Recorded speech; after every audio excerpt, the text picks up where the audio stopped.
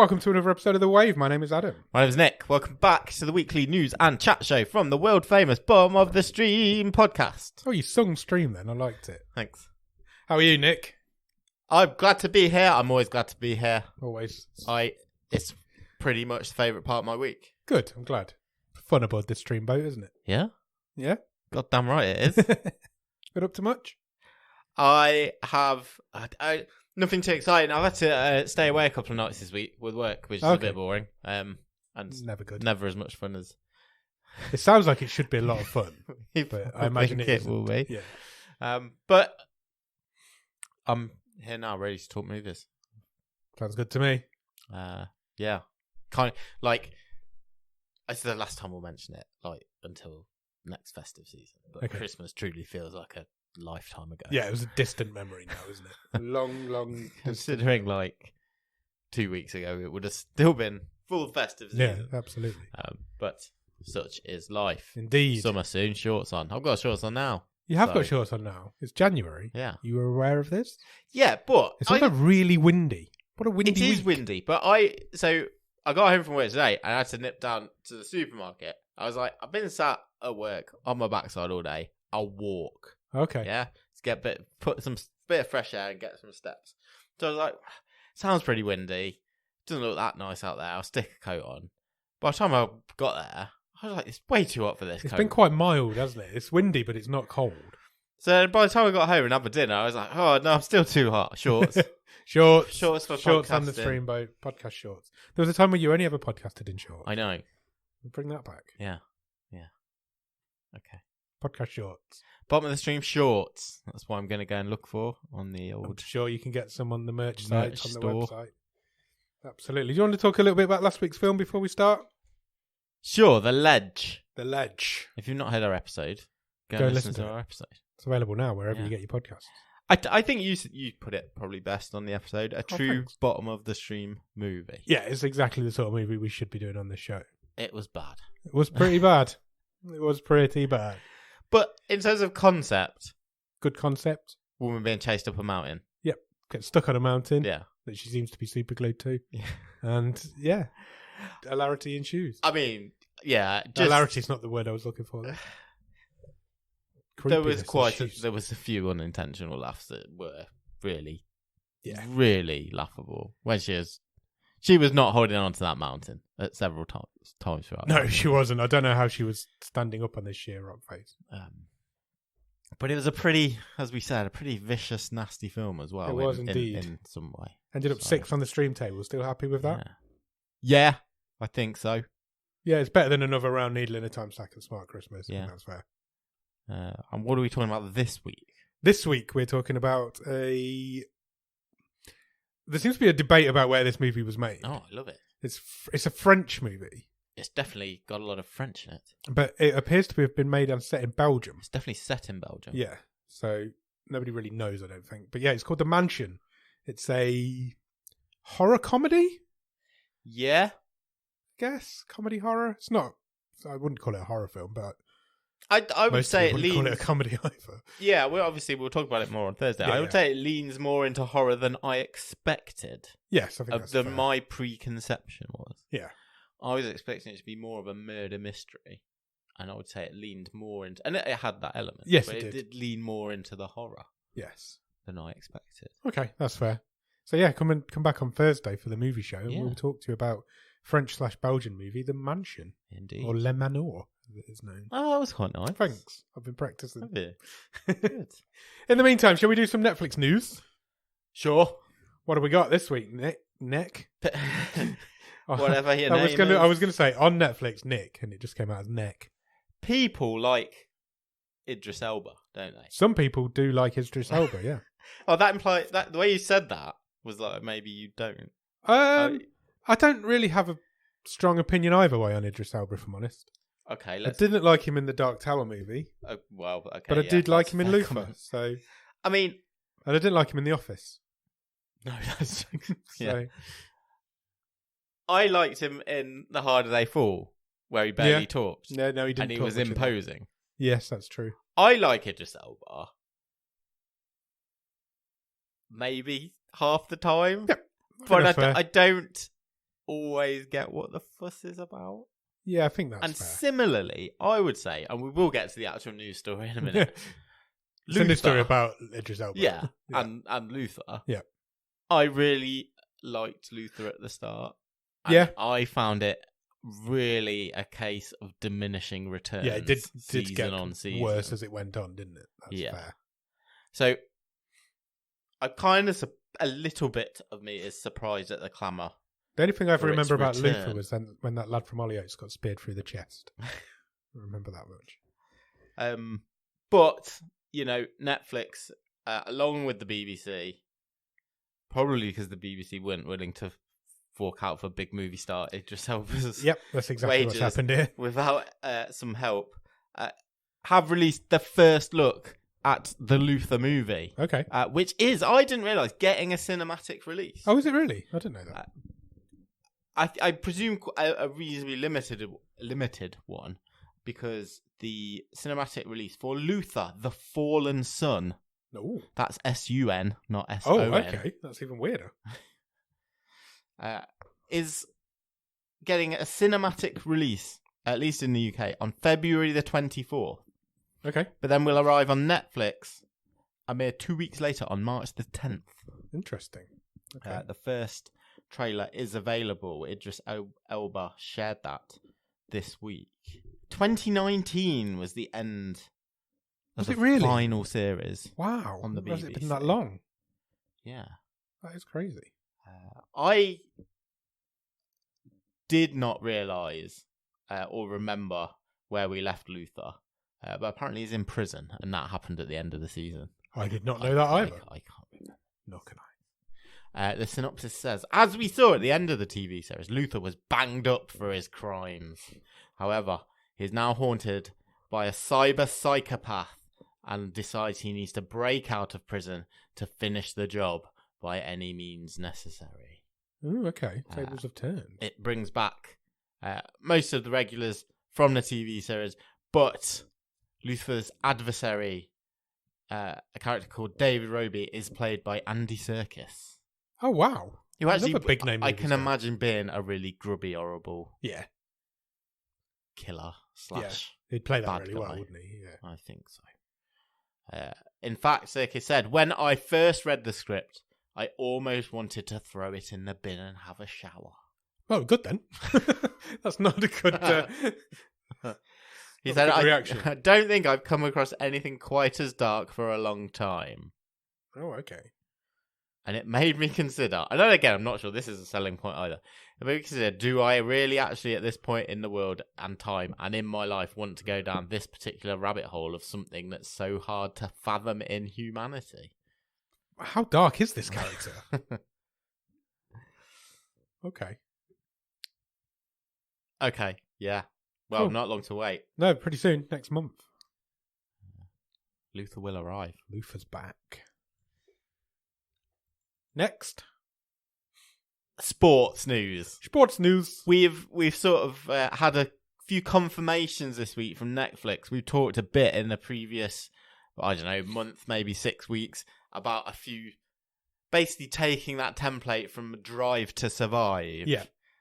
and replicating it for as many sports as possible, because you know that's the Netflix thing. We've got a load of release dates basically Okay. for some new sports documentaries. And one, no, actually two that I don't think we were aware of before that are also coming this year. Right. So I will go through them. Go through them. So on the 15th of February, you will get Full Swing. Okay. That's the golf behind the scenes sports Right. documentary. That should have been called Drive to Survive as well. Definitely. I can't believe they've missed that. 100%. They should have synergized that marketing. The Rugby Six Nations is Yeah. going to be called, at the minute, Six Nations. It is noted that it's a working I title. was going to say that's a bit unimaginative. Will be filmed in the upcoming 2023 tournament, so will launch next year Okay. on Netflix. Also, you have a drive in rugby because you You drive do. forward. Drive to Survive Rugby. Why have they not done this? Another colon as well. Yes. Drive to Survive Rugby. Drive to Survive colon golf. Yeah.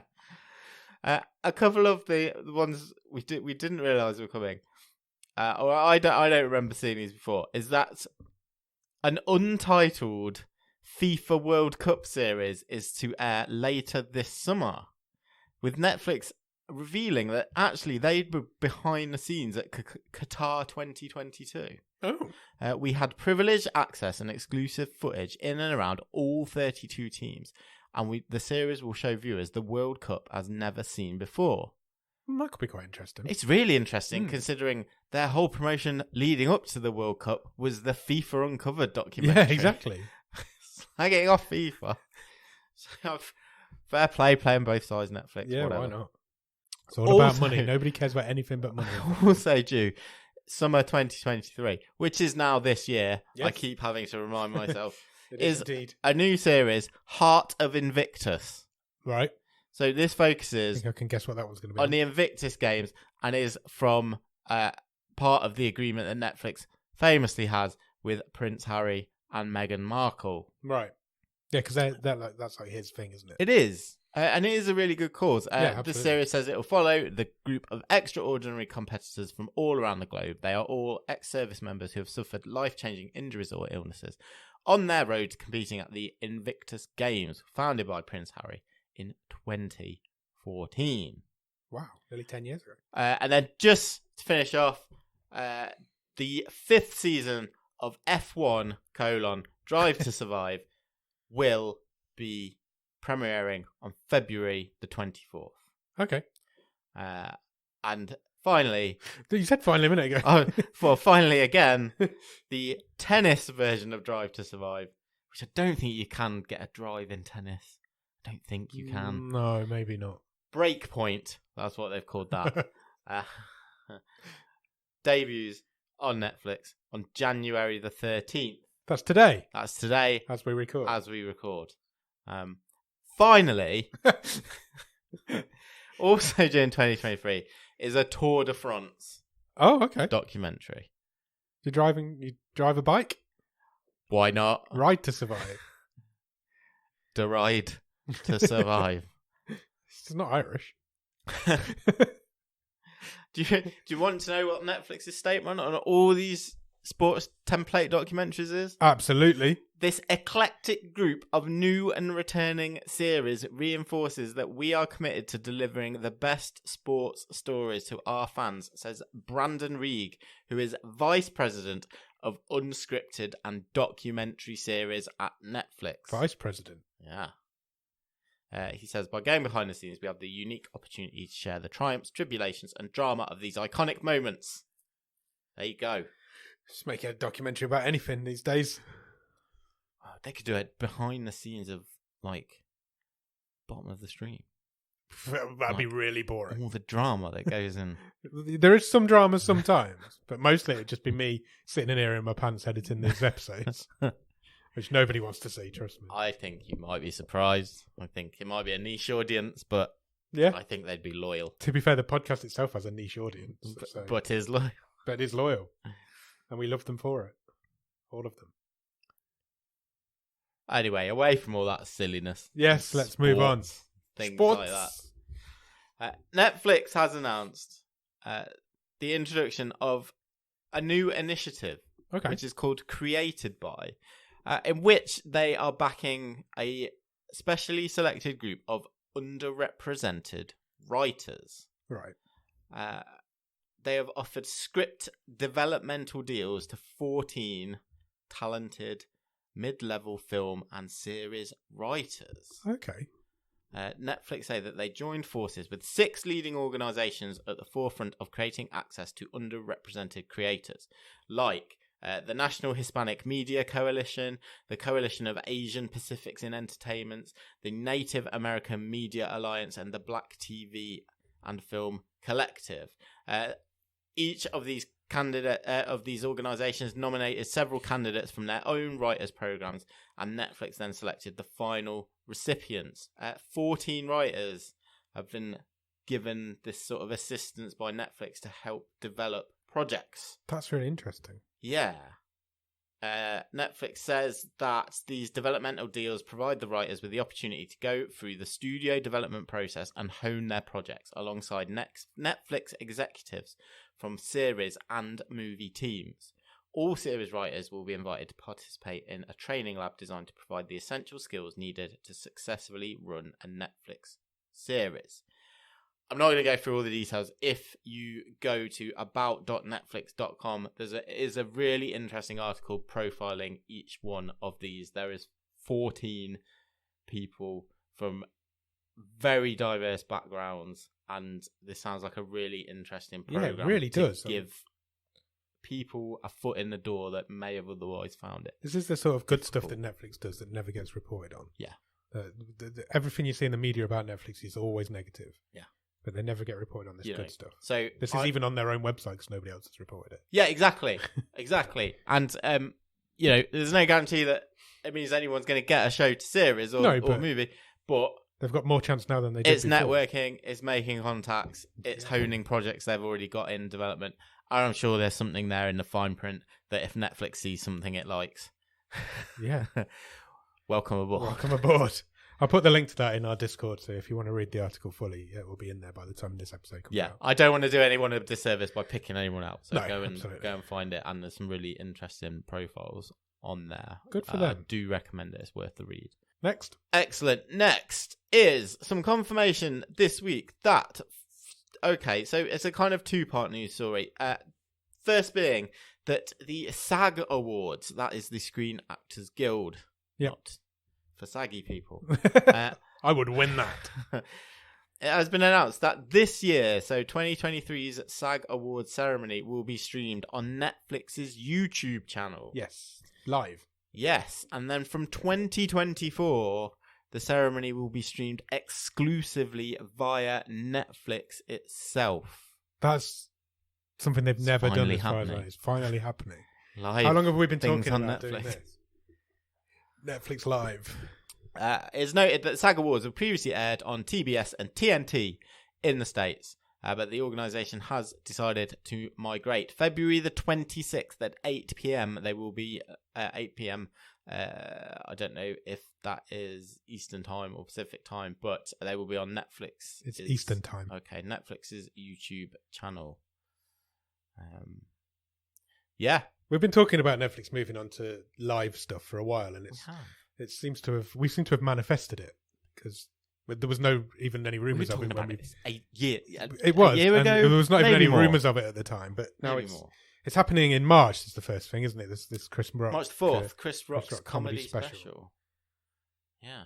That seems like now a proof of concept to make sure all the technology works, and then they'll start doing the SAG Awards and other stuff. Yeah. That won't be the only thing. No, of course it won't. No. Just bringing. Well, we'll come on to one in a minute. There's shitloads of award ceremonies. Yeah, there is. Sure, you can buy them for. I mean, I can't imagine that it was a huge bidding war for the SAG Awards, but No, I can't imagine it was. But it doesn't have to be awards ceremonies. It could be literally anything. of course it can. Yeah, sports. We've talked about sports before. Yeah. Yeah. World Tag League and stuff like that. Yeah, Get it on stand-up Netflix. comedy, all sorts. You can do anything. Some exciting news. I find this exciting. This is exciting. Do you like Stathlets Flats? It's one of the greatest sitcoms ever made. Yes, I do like it. It's wonderful. Do you know what? I'm just thinking, we had a real talk a while ago on what's your favourite sitcom. Oh, we did? No, I don't know if anyone mentioned I don't think it Stathlets came Flats. up. And it is amazing. It is amazing. Have you watched any, briefly changing the subject, have you watched any of Live at the Moth Club? No. On UK TV Play? No. Over here. It's a fly on the wall mockumentary about a comedy club. Okay. And it stars comedians. Yes. But there is also like live comedy sets by actual comedians in it as well. Got ya. Jamie Dimitri's in it. That's what's made me write it. He wrote one episode. His sister's in it as well. Yeah. And the guy who plays the other guy in Stathlets Flats, the miserable one. Yes. He's in it as well. And Great. It's really, really funny. I've watched the whole season this week. Oh, I would definitely recommend it. It's very funny. Excellent. Well, news that this week, Jamie Dimitri himself is the first UK comedian to release a sketch show special on Netflix. Oh, wow. Okay. So obviously there's been stand-ups before, Yeah. stand-up shows, but not a sketch show. It's a one-off special, A Whole Lifetime, which will mix songs and sketches. Dimitri said, "I'm in it quite a lot. I hope that's okay."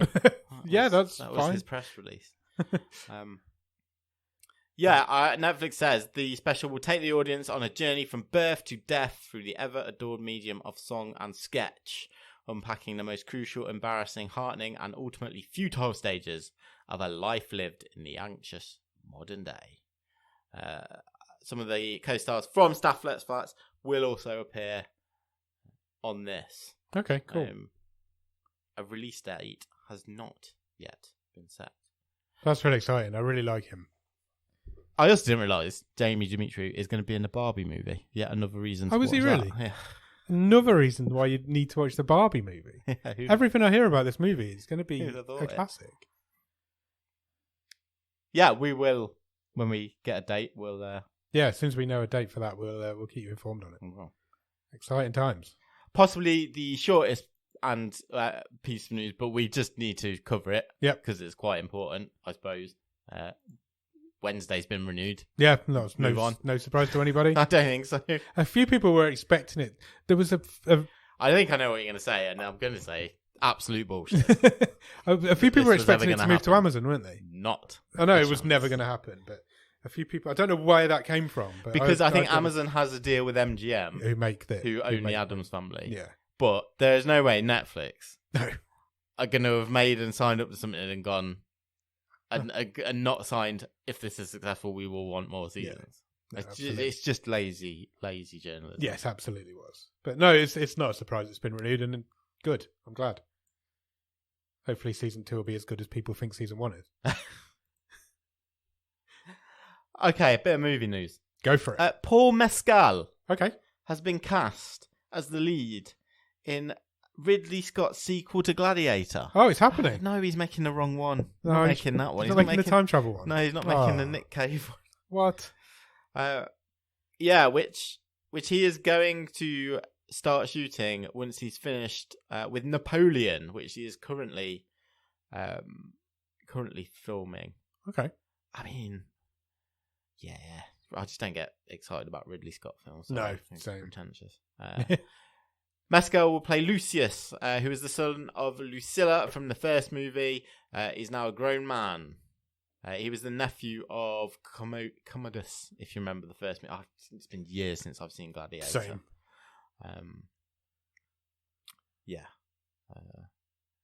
They anticipate that shooting will start this year. So it's a couple of years away. Ridley Scott just kind of... I feel like I bashed him before on this show. I think you have. But he just does this, doesn't he? Gonna make a sequel 20 years later. Yeah. It's built on the hype. Because people will come and see it. It's working for James Cameron. I do you know any... Changing the subject completely. Do you know anybody who's seen Avatar 2 yet?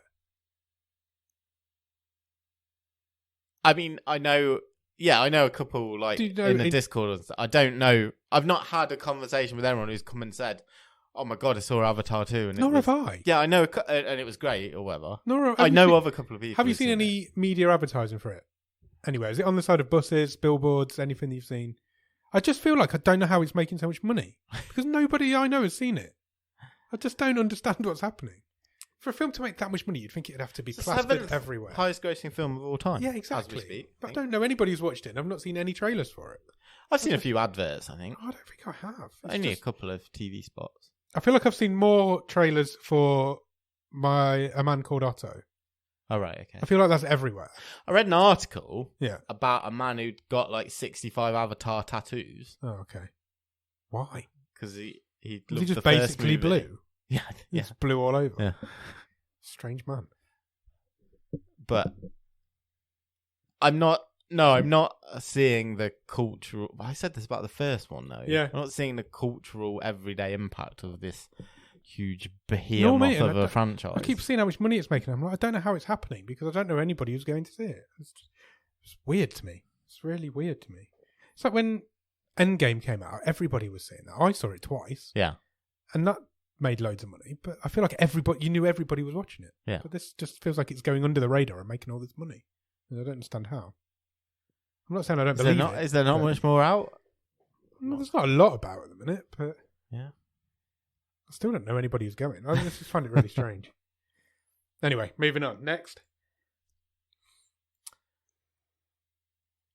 Let's talk about a gentleman who has just struck a deal to direct his first feature film. Okay, this is interesting. And that is a gentleman who is far more famous over the years for his composing. Yeah, absolutely. And that is Michael Giacchino, who Say it fast if you don't know how to pronounce is an absolute sort of, would you say legend? Yeah, Composer absolutely. legend? His body of work. He's a behemoth in soundtracking Yeah. films and TV. And scores. He at the end of last year, and I've not actually seen this because I kept meaning to, but didn't. He directed Werewolf by Night, which was the sort of Marvel hour-long Halloween special on Disney+. Did he? Okay. No, I haven't seen that. Well, he signed up for his first movie, a director role, and that is a remake of Them, Oh, right. Wow. which is a 1950s nuclear ant film. Cool. So, I mean, I think I'm on board already. 100%. I want to say, How do you get that made in I don't know 2023? if I've seen this. I don't know if I've seen Them, but I feel like I've seen sequences from Them. Yeah, if I I've feel not like- sat and watched yeah. the whole thing. I think, yeah, that's probably a thing. 1954. The plot of which was a huge nest of irradiated ants being discovered in the desert, becoming a national threat when two queen ants escape to set up new nests. Bring it on, yeah. Yeah, I'm up for that. I'm absolutely up for that. It doesn't sound like the sort of film that needs a big soundtrack, but it's definitely going to get one.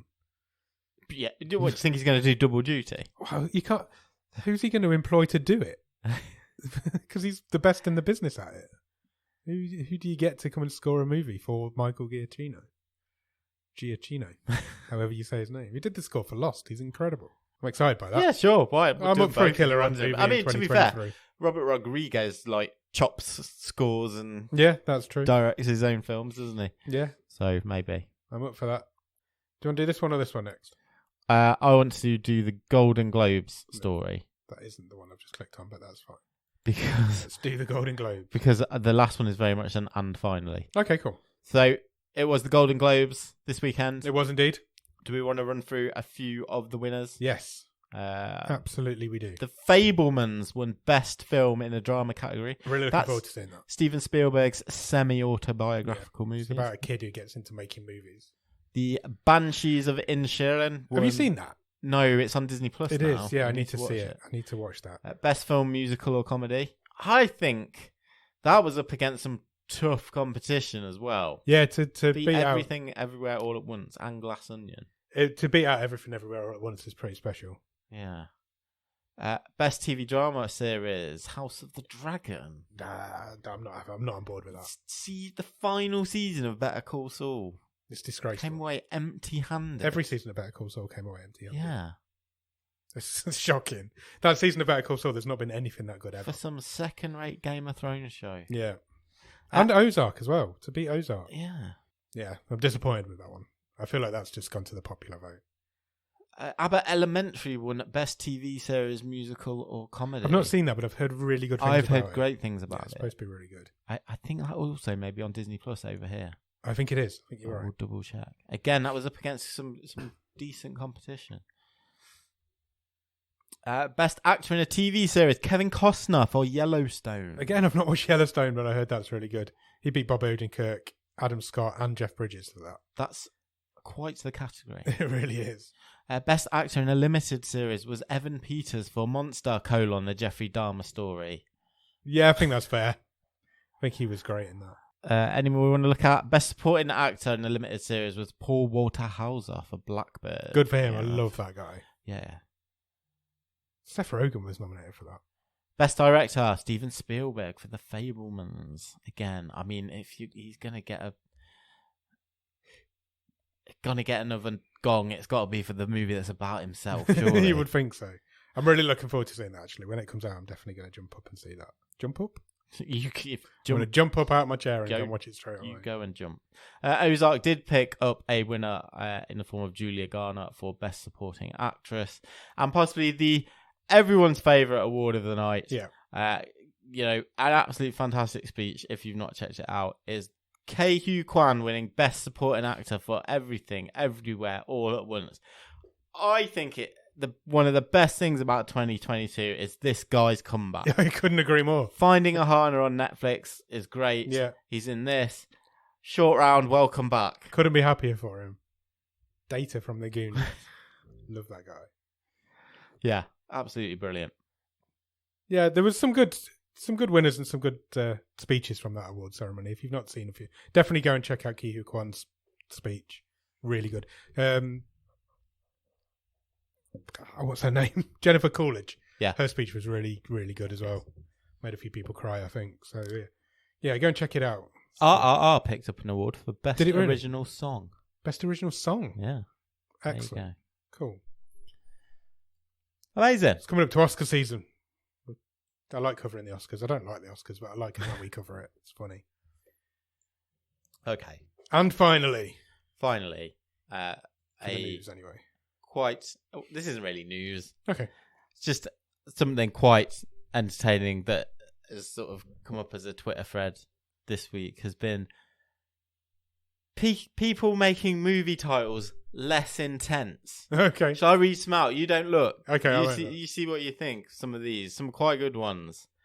Make a movie title less intense. That has been the challenge this week on Twitter. I like it. Some like it room temperature. Quite like that one. Oh, that's good. That is very good. That's much less intense. Apocalypse soon. Yeah, you've got a little bit of time to prepare for the apocalypse there. Die mildly. That's great. What about One Dalmatian? Just the one? Yeah. Yeah, why not? The politest, mildest title, I think. Excuse me, but have you seen the Red October? Quite like that one. That is great. These are great. What a great idea. Some of the President's Men. Night of the Living. Yeah. That kind of changes the whole movie, but yeah. Makes it much less intense. The Texas Chainsaw Mascara? Yeah. Nice. Yeah, I do like some of this. That's great. I love those sort of things that just randomly trend on Twitter for no reason. People just get really into it. The Good, the Bad, and the Handsome. Sounds like this podcast. Yeah, that's true. Chariots of Warmth. Snacks on a Plane. Snacks on a Plane. Yeah. Always the best. Snakes on a Plane's a great movie. And last one. Dude, I have my car. That's great. What a great little thing. We come up with any off the top of our heads? Oh, God, don't make me try and be funny on the spur of the moment. Be funny on the spur of the moment. I will forget all films ever. I do that all the time. You know when we're doing preparing for the real talks, I have never got any clue about any films. Just ever. All films ever made instantly drop out of my head. Agreed. Have you watched anything good at the top of the stream? I've watched a couple of things. Go for it. I don't know if I would say they were good, but and I can't say I've 100% sort of focused on these. I liked one a lot more than the other. I'll start with the one I liked more. I watched Glow Up on Netflix, which I think is a BBC show. Yeah. It's about like makeup artists. All right. And it's basically a reality show. One gets knocked out every week. You've got a task to do. But sometimes it's quite good because they do like full on like sci-fi prosthetic type. So it's not just like put a bit of makeup and lippy stuff. on and see what happens. Yeah, so there's usually a theme. I mean, the hosts are pretty irritating, and the judges, but there's some quite talented people in there. The contestants were not too bad. So I watched a few of them. That was quite good. And then I watched Things I Do for This Show. Okay. So some people in my house wanted to watch this show. Some people. Like, yeah, come on then. I'll watch one. I can talk about it on the podcast. Watch Dance Monsters on Netflix. Is that the CGI? Yeah. Okay. Yeah. And? I thought it was terrible. Really? Yeah. How does it work? So people are, through some undefined process of selection, chosen to be on this show. They are behind the scenes, kitted out in all the motion capture rig suits, with the bubbles all over them and the balls. And then they They are released into a studio where revealed to them in the mirror is their monster, who Okay. they are being, and then they train, practice to do a dance routine in front of a group of judges, one of whom is Ashley Banjo, because he's on all of this sort of Yeah, program. he does. He loves this sort of shit. And he's presented by an ex-Pussycat doll. Kimberly. Don't think it's that one. Okay. And Neo was a judge Oh, of course he was. from the How's Neo doing? Noughties. Yeah, fine. I think he's all right. So did they And- just watch a screen? So they have backing dancers on the stage in front of the judges. Yeah. But yeah, this CGI thing is being projected on the stage. So they're just basically watching it on the telly. I think so. I don't know. It looks like it's on the stage, but I don't know how it's projected. I'm not sure. Okay. But some of the monsters are so clunky. It looks like that thing should one of them is a giant rock monster. So how does it move like a flowy dancer? But it doesn't. That's the thing. Oh. So it's doing flowy dances because the person behind is a reasonable dancer, but it just looks crap because it's a blocky It's rock its arm monster. kind of going into it. And Yeah, doing whereas one of them was how would I describe it? A sexy Sonic the Hedgehog with flowing hair and stuff, which lends itself. yeah, that's more to dancey. Yeah, Yeah, it sounds shit. yeah. I feel like I'm much more interested in the technology of how it works than the actual show itself. I don't know how much you can win or what happens because I didn't want to watch any more episodes. Did the other people in your house watch anymore? They might have watched one or two more, but They're I not. don't think they made it. To They're the not end of climbing the walls to get to the se- rest of it. season. No. Okay, that says it No. all, doesn't it? It's just obviously clearly Netflix have gone right. Mask singer, mask dancer. They're a success. What can we do that's the same but a little bit different? CGI singer. Yeah. Okay, or Sorry. dancer. How about you? What have you watched? I haven't watched a lot this week. I've watched 2 films. Good. I've been to the cinema Lovely. and I've watched a film on Netflix. Nice. I will start with the film on Netflix.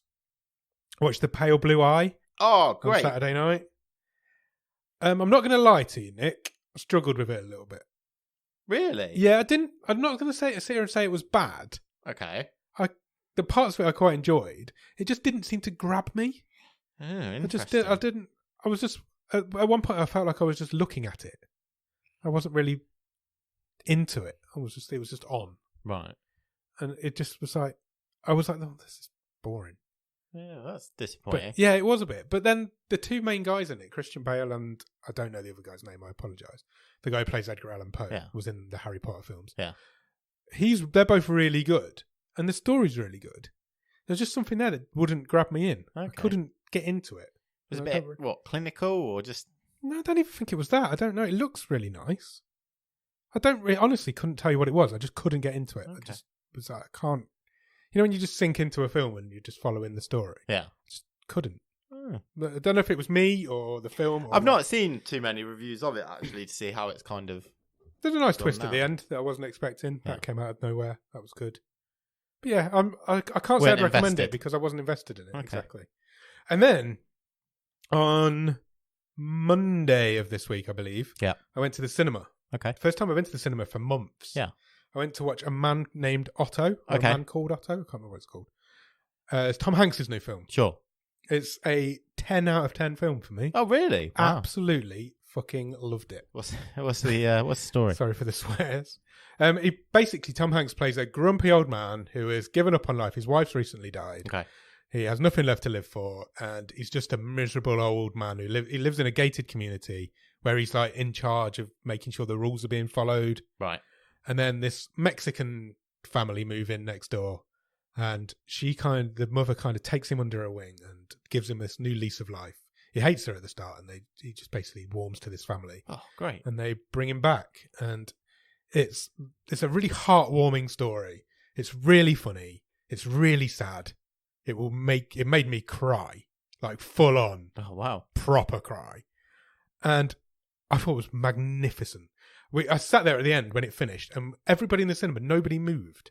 Really? Everybody just sat there as if they were just like taking in what they'd just seen. Honestly, it was brilliant. Oh, I that's cool. couldn't recommend it high enough.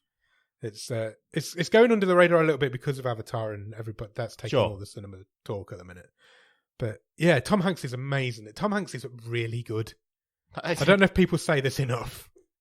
But Tom Hanks is really good at what he does. I think he'll do all right. I was thinking as well, Tom Hanks has grown up on the screen. From when he was in Big, he was what, early 20s? Sure. And now Yeah. he's playing like miserable, grumpy old men. And I can't really think of anybody who's been consistently on screen for as long as Tom Hanks has, growing up in roles like that. You know what I mean? Yeah, It's like- no, I do. I think that's a sort of consistent. consistent. He's been He's there. never He's always really been took there. a break, has he? No, he's always been there from. I think Big was his big starting film, wasn't it? No, he did a couple before that. Yeah, didn't but he? Big was his like first big break, big breakthrough lead role. But yeah, and I think I just think he's magnificent, and I don't think he gets said enough. Like the other week when we were talking about who the greatest actors are, I don't think we said his name, and I don't know. But people just know that he's a great actor, Sure. so he doesn't get talked about enough because he's the best. And he's 66 as well. I know, yeah. Oh, he's older than that. No. Okay. Crazy. Yeah, I'd highly recommend. If it's called A Man Named Otto, that's fine. It might be called A Man Called Otto. It's something along those lines. To Hanks. Tom Hanks is great. That's the news for this week. Breaking news. Breaking news: Tom Hanks is great at what he does. Excellent. That's all I've watched though. I've not really done anything else. That's fine. Should we do a real talk? Let's real talk. What was this week's real talk topic? Just before real talk. Okay. Going back to something we watched last week. I've not gone back to Kaleidoscope. I think I've done one more. Okay. I know what you're going to say. There's I nothing. think I will, Yeah. but I kind of forgot that I started. Same. I know what you mean. It's It's not like- really stuck in there. No. I don't think it's as clever as it thinks it is. And I think that's probably why that's happening. I almost kind of feel, upon further reflection from watching those two last week, that it had been retrofitted more than designed Yeah. to be watched I just in don't. any order. I think any show like that can be watched in any order. And it's all flashbacks to leading up to one event.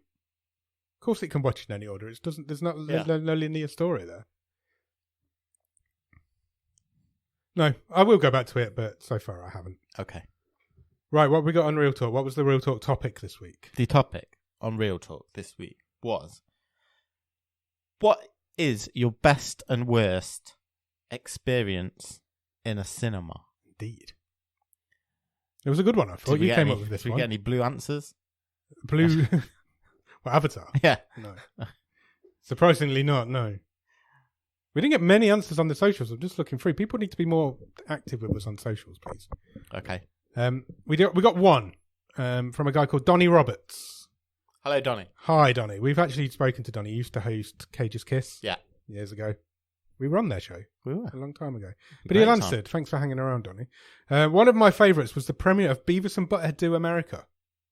Oh, amazing. Sold out theatre. People were sitting in the aisles, Amazing. headbanging to each song, beer bottles clinking, high fives from random strangers. The place was alive as alive as a party house. That sounds fantastic. It really does. What an experience that must have And been. I wish I was there. Me too. Um, I don't hate Beavis and Butthead Do America either. I think it was really good for its time. Beavis and Butthead was huge. Oh, man. so people don't realise how huge Beavis and Butthead were. Yeah. That sounds like a great time. It does. Good answer. Yeah, Good absolutely. answer. You get any in the Discord? We've got a few in the Discord. So Ross Cook says the best was This Is 40. What's well- that? Is that Seth Rogen film? I don't know if it's Paul Rudd. It is Judd Apatow. Oh, yeah. I think so. Is it Rogen? I don't know. It could well be. It's that crew, isn't it? I've not I have seen seen it years ago. He says, my wife and I got drunk and went. It was a small screen, handful of people who I think were as drunk as we were, and I nearly passed out from laughing. Oh, wow. Beer helps. Beer does help. Worst cinema Gives it experience. more fun. And this is quite an interesting take on it. Ross says, it was when I worked in a cinema. Oh, It was okay. one of the first times I was the projectionist solo. I put on the first Robert Downey Jr. Sherlock movie, but I put it on slightly off on the machine, so the whole movie was moving across the screen about an inch every 5 minutes. By the time I noticed, it was too late to redo the whole thing. So every 5 minutes, I put a piece of tape on the glass to make sure the picture had a sharper edge. Nobody who watched said anything. It was the sweatiest I've ever been in my life. Oh, wow. That must be quite scary. I just like to see that as I like to think of that as just adding an element of danger to your normal Yeah, to absolutely. your job at the time. It's good for him for noticing, because if it's only moving an inch every 5 minutes, that's not a lot. I think I might have watched a couple of movies where someone had done that, Yeah, and I think you're didn't right. try to take Yeah. any action to solve it. So there you go. I didn't know Ross used to be a projectionist. That's interesting. I knew that Ross worked in the Yeah, cinema. I did as well. But I didn't realise that they actually let him loose on projection. There you go. Man shouldn't be given any responsibility. Wayne in the Discord says, my best cinema experience was Parasite in 2020 because it was the first time I ever went to the cinema by myself. Oh, wow. That's a bit of a backhand to anyone who's ever been to the cinema with Wayne. Yeah. I I have numerous times. took up on, went by myself at short notice, loved the film, but loved the experience more. Haven't done solo visits often since, but it's well worth doing. Worst, Dune. What a boring waste of 3 hours. Looking Fuck forward yeah. to the sequel. Couldn't agree more. What a boring waste of time. Do you know, I've never been to cinema on my own. Have you not? No. I'm just trying to think if I have. I'm not against it. I've just never had any reason to. There's always Yeah. somebody who would go with me. All right, sure.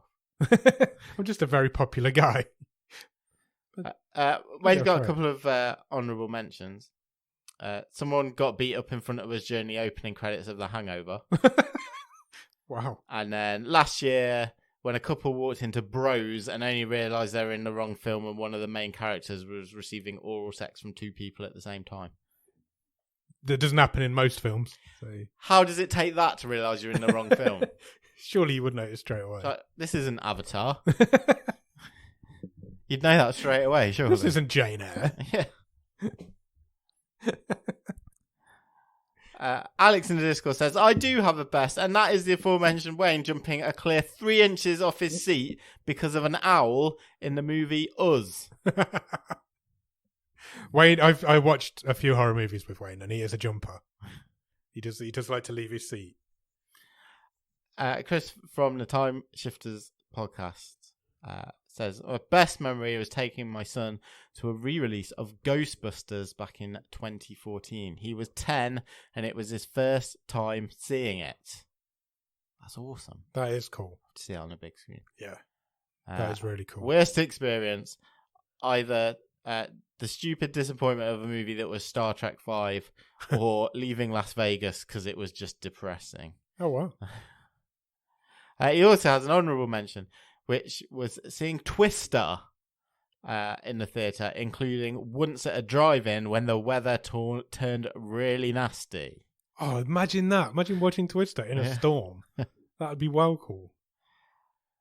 Smileyton in the Discord says, the best, the In-Betweeners movie, not because of the movie, but because I went with a group of friends and it was a great laugh. One of the times where you're young and don't have a care in the world. I can imagine, I think I saw that movie in quite a packed theatre. Yeah, I did as well. I And think. it being a good experience. Worst, went to see Hairspray because I was interested in a female. Females. I agreed to go and watch it with her and her friends. The film was awful. The girl wasn't interested in me. Oh, I don't believe that for a second. What a lovely guy. Okay. Me and you? Go for it. I'll go worst first. Go for it. It was seeing The Force Awakens. Okay. I think it was like a Saturday afternoon Yeah. showing. Busy. So Yeah. within the first couple of weeks of it coming out. And there was a dad and son behind us. The son was too young. Okay. Didn't want to be there. Wasn't interested. All the way through. Nattering, chatting. Dad telling him to shut up. Got half an hour maybe before the end of the film. And he just starts going, Dad, I need a poo. I need a poo. Dad's telling him to shut up. You can wait. I need a poo. Someone at the back of the theatre just goes, take your fucking kid for a shit. Brilliant. Did he? I don't think he did. Oh, really? I just think at that point, no one gave a toss about the movie. It was, Oh, it's bad when an experience gets ruined like that. yeah. Do you want me to do my worst? Okay. I've got two and I can't really pick between them. Okay. So the first one I'm thinking of was It Part 1. I went to see It Part 1 in our local cinema. And I was sitting next to a female who just lost her mind. For the first thing she did when she got in there was take her shoes off. Right. No, not having that. And then by the end of the film, or by midpoint for the film, she was sitting backwards in her seat, Right. just screaming Because of it. because of the film and how scary it isn't. It's a great horror film, but it's not scary. Yeah. She was kneeling down on the chair, facing the back of the cinema, just screaming. With her For feet how up. long? 5 minutes? She was a twat. That's weird. She was an That's imbecile. weird, or she was just messing it up for everyone else. Yeah, she was just an idiot. She was just trying to get some attention. Yeah. That's the only thing I can think of. But yeah, don't take your shoes off in a cinema. Weirdos. And then the other time I thought of earlier today was the time me and you went to the cinema. When I came to visit you at uni and we were trying to go and watch Signs Yeah. and we missed it. Yeah. We hadn't got there in time, so we had to pick something else. And we picked a movie called Swim Fan. Oh, yeah, yeah. Awful. Fucking, what a dreadful movie Yeah. that is. It's still one of the worst movies I've ever seen. And yeah, I really wanted to watch Signs and we didn't. We watched Swim Fan. And it always sticks in my mind. It was a terrible, terrible time. Yeah. So yeah, they were my two worst experiences, Yeah. I think. Good one. Swim Fan's a dreadful film. Don't ever watch it. It's about a stalker who's stalking a high school swimming star. Maybe we should find it and do a watch. Do it. Maybe we should. The worst film. It's definitely the worst film I've ever seen in a cinema. Until this podcast started, it was probably the worst film I've ever seen. But I feel like that might have been beaten now. What's your best? I don't know if it'll be the same as you because it was with you. Okay. And it was watching Freddy versus Jason in New York That's exactly mine as well. in 2003. Yeah. There's And it no was weird. Fucking insane. It was a much like It was Donnie's story. It was an earlier. absolute party. Yeah. Do you remember? The whooping and the hollering. Yeah, people shouting at the screen all the way through. Yeah. It's a bit like, do you remember, this scene at the beginning of Scream 2? When Yeah. everybody's going crazy in the cinema. It was brilliant. just like that. It was in much fun. Times Square, wasn't it? I'd It was never in New been York. to a movie where it's just that. Everyone was just in. the Everyone was moment. so into it. People were Made that shouting movie at so much Jason. better. People were shouting at Freddy. Yeah, it's not a very good movie. I've never seen But it since. I've I seen it don't think. once since, I think. Yeah, but yeah, the lady sitting next to me was just screaming at, like, telling Freddy that Jason was coming and Yeah. vice versa. Yeah, it was going to be mine as well. So Yeah. I'm not surprised it's yours. Great times. Yeah. Great experience. Yeah, it was awesome. It Absolutely really awesome. was. But I love going to the cinema. People should do it more. When you can have an experience like I had this week, where you just sit at the end of the film and just like take it in, and just like that was incredible. Sure. I love that feeling, and it doesn't happen enough. The first film I've been to the cinema to see this year, and it's a 10. Nice. I only give the whole of last Good year. I only start. got 110. I only give 110 out. Okay. Cool. Right. I think we're done. So I don't think we've got a lot left to say on this wave. We've talked about this week's film already. Good wave. Good wave. Just come back here Thursday. Same feed. We'll be talking about The Mansion. We will indeed. French/Belgian movie, The Mansion. Come back here for that. Other than that, Bye. we'll see you here on Thursday and then back here next week for The Wave. We will indeed. Cheers. Bye.